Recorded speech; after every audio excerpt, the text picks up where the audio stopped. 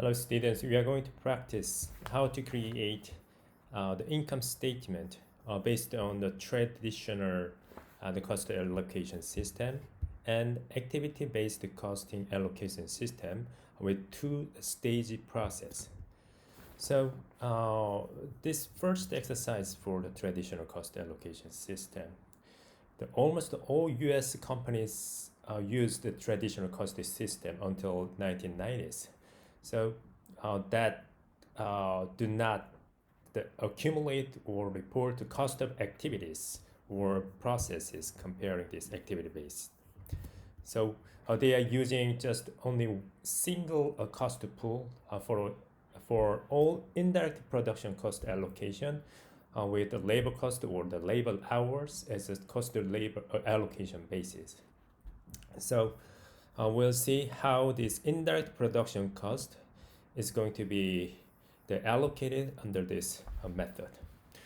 We have the schedule, panel A, the process table of Lopez plastic for sales in total, and pen casing, the cell phone casing. Those are the cost object. And direct materials and direct labor hours for indirect cost driver. Now we are using the direct labor hours to allocate this all indirect production cost. So that is the hour applied on the pen casing and a cell phone casing and all unallocated value chain cost. So on the panel B, on the income statement, the Lopez Plastic Company is making two cost object, pen casing and cell phone casing. Let's allocate sales first. You can just transfer this information from this panel A, and you got the same result. And the direct labor is minus, that is the cost. So I allocate like that way. So the same direct material and direct labor, also 150 for total. I just allocate like that way.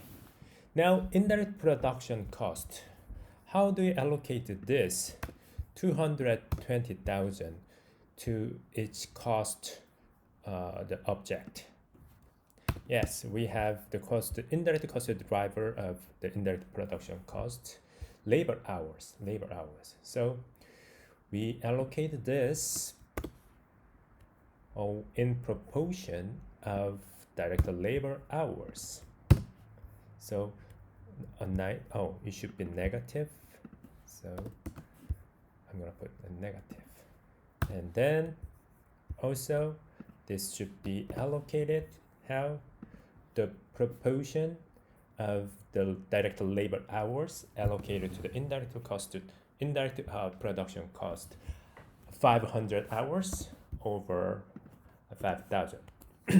So we allocated this indirect production cost to pen casing and cell phone casing. Then let's sum up the sales minus all the cost of goods sold, and then let's stretch. So the gross profit on pen casing is very small comparing the sales, very small amount of 4,500 and 31,000 on cell phone casing. Then what about the gross profit margin? To measure this value is really profitable or not, how do you measure the gross profit over sales? So 8% is the gross profit margin in total. The pen casing is only 1.25%, very low profitability, but cell phone casing is very high profitability. If we use this traditional cost allocation system, we identified the gross profit margin of the cell phone casing is very high. So why don't you sell more the cell phone casing? Why don't we produce more cell phone casing? Because it produces more profitability rather than the pen casing. So the decision makers like a management team may change their mind to focus on producing cell phone casing. Then finally, the less unallocated corporate expense 100,000 minus 100. So finally, the company is making operating loss. So the responsibility is on the pen casing because they are not making that much the profit, right? The gross profit margin in average in total 8%, but this 8% is reduced because of this. The pen casing only 1.25%, but the cell phone casing 38%. They will make a decision that they will focus on producing cell phone casing. Now we have activity-based costing. Ignoring all the activities, we relied on this indirect production cost allocation, 220,000, huge volume, huge amount of cost based on the labor hours. But now we have much accurate information using the activities. Let me read the situation here. A two-stage ABC system which used two stages of allocation to get from the original indirect resources cost to the final product or service cost. At this point, Lopez Plastics uses the ABC system only for production cost, so the 100,000 non-production value chain cost remains unallocated. It's the same as the traditional system.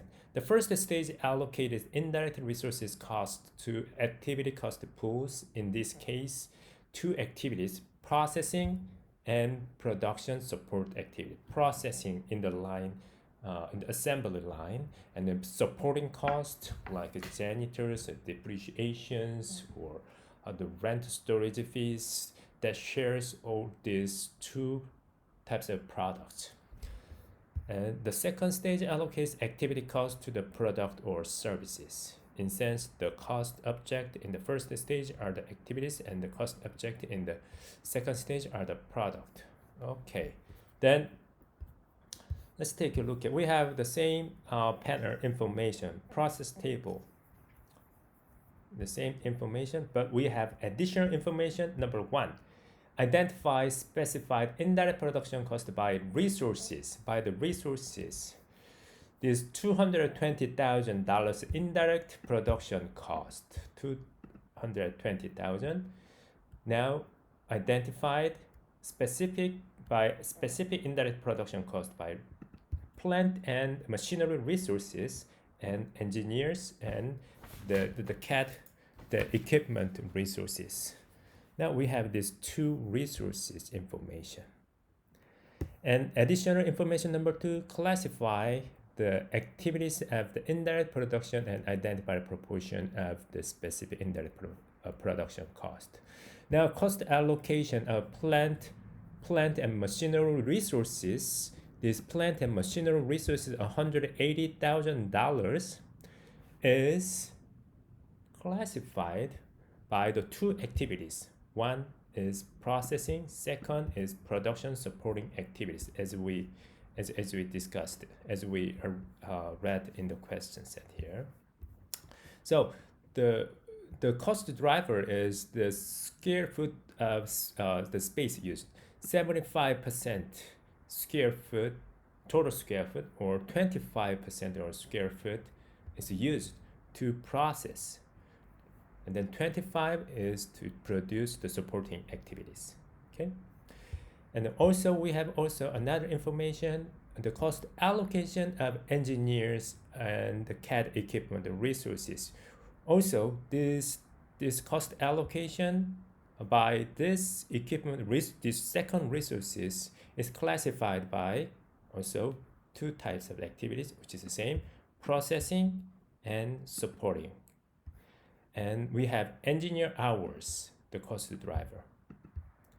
And finally, the indirect production cost driver, redefine the indirect cost driver in terms of the cost object. That is the second stage cost allocation by the product. So direct labor hours, 5,000 classified. The pen casing by the 4,500, cell phone casing 500 hours. And then distinct parts for production supporting activities. In total 25 parts. Pen casing is allocated to the pen casing by 5 and the cell phone casing by 20.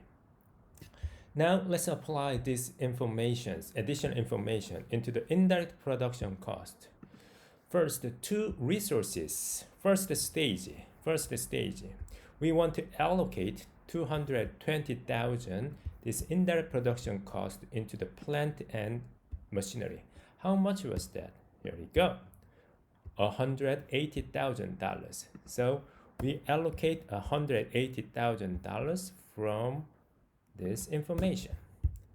And engineers and CAD equipment resources, we allocated 40,000, and the total amount was 220. We want to allocate this amount into the two cost object in the second stage, but in this stage we allocated this amount based on the classification of two different the activities, processing and product supporting activities. Okay, how do we allocate this? First, we need to get some information here. Do you see the square foot of space used? 75% of this square foot in the facility is used to processing the activities. So we put 75%, and also here 25%, and the engineers 20% and 80%, right? So we allocate this the square foot of space used and engineers hours based on the different activities. And then let's calculate how to get this process activity amount. Out of 220, this 180,000 is in proportion of 75% square foot of space. So, and 20% of 40,000 of engineers and CAD equipment resources. So we calculate this times 75% square foot of space used plus $40,000 for the second resources, engineers and CAD equipment resources, times 20%. So this $143,000 should be allocated based on the processing activities out of 220. How about production supporting activities? The same way, 180,000, the first resources, plant of machinery, times 25% plus 40,000 times 80%.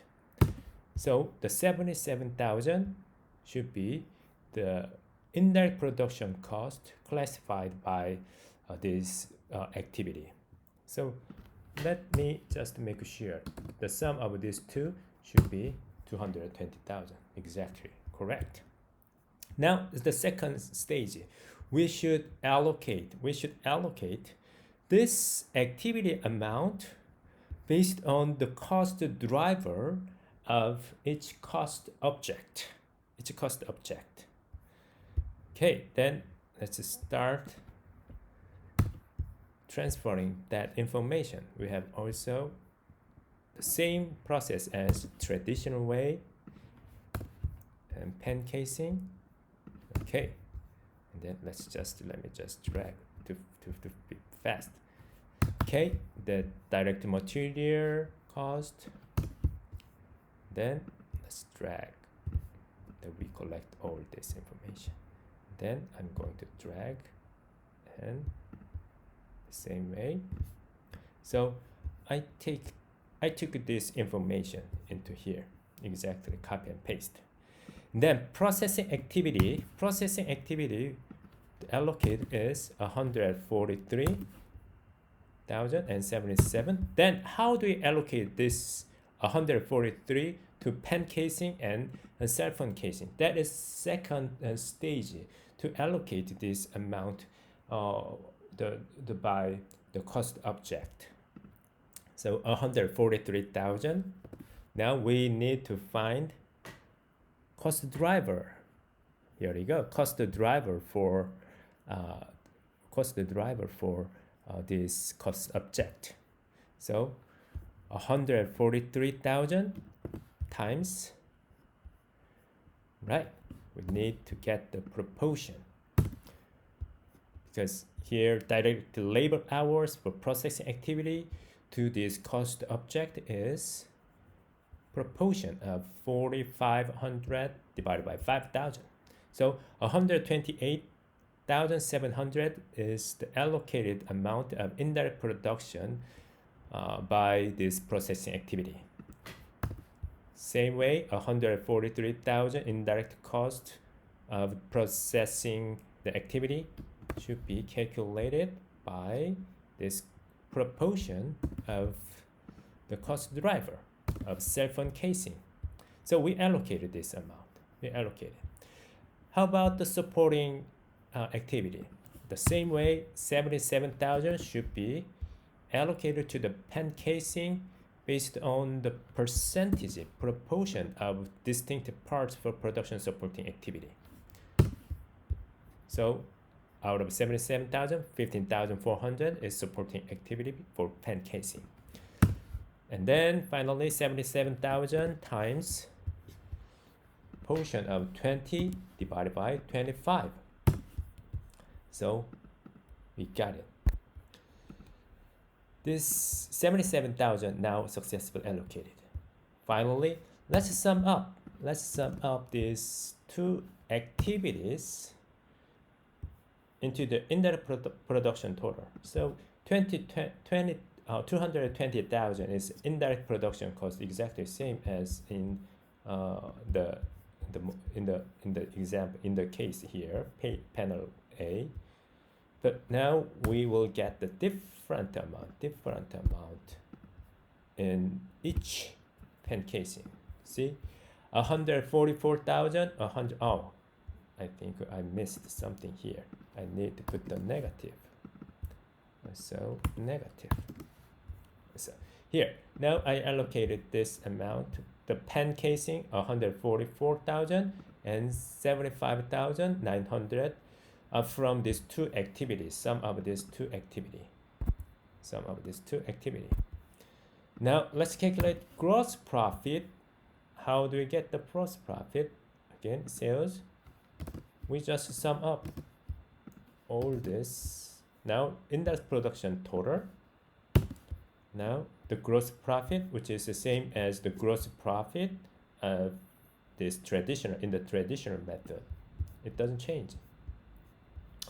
But the gross profit in each product has different result.